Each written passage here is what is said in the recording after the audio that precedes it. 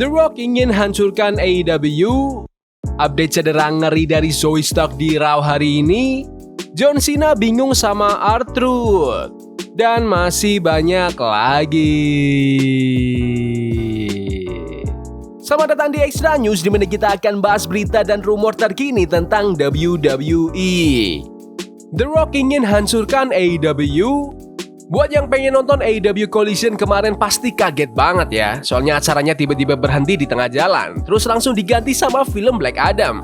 Film superhero-nya The Rock itu loh yang ngerilis tahun 2022. Biasanya kan Collision jalan sekitar 2 jam, tapi kemarin di HBO Max cuma nyampe 90 menit terus langsung ganti ke film. Gak butuh waktu lama, fans langsung rame di media sosial, banyak yang ngelawak bilang The Rock sendiri yang matikan siaran buat promosi filmnya. Tapi Tony Khan langsung gercep muncul di medsos buat jelasin.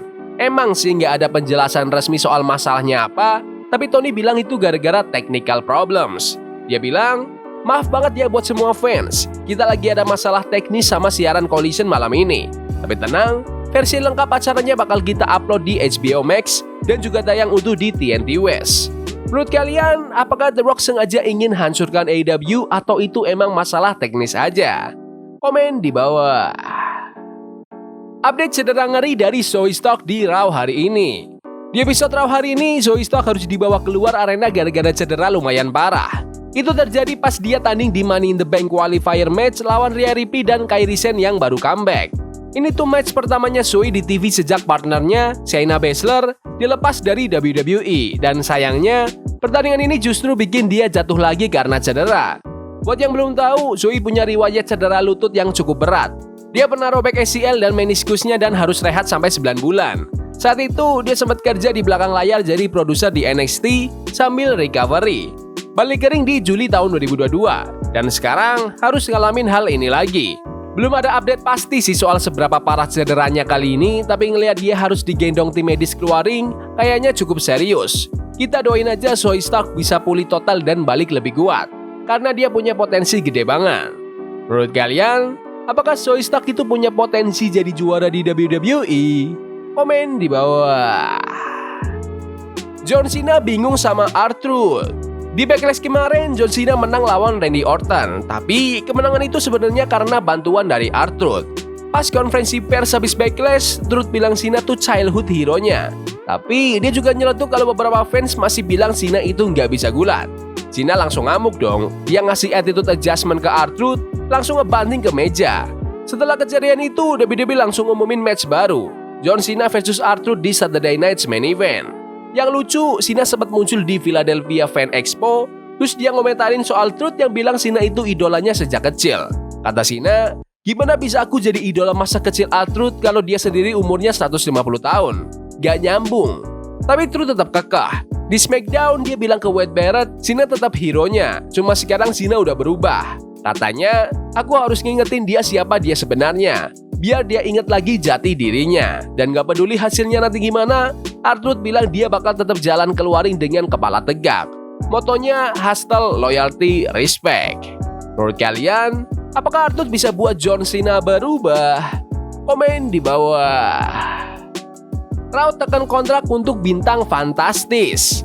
Roxanne Perez akhirnya resmi pindah ke Monday Night Raw. Ini sebenarnya udah lama dirumorin, tapi sekarang udah fix banget. Roxanne punya rumah baru di brand merah. General Manager Raw Adam Pearce ngumumin sendiri sebelum episode Raw hari ini, dia langsung tanda tanganin kontrak eksklusif buat Roxanne, yang notabene mantan NXT Women's Champion 2 kali. Sebenarnya Roxanne udah lumayan sering muncul di main roster selama beberapa bulan terakhir. Setelah kelarin semua urusan di NXT bulan April, Roxanne langsung ngebut di Raw. Dia sempat bikin duo bareng Julia, sama-sama mantan juara NXT. Tapi sayangnya, duo itu cepet banget bubarnya. Ngomongin Julia, dia juga udah naik ke main roster, tapi dia ke SmackDown.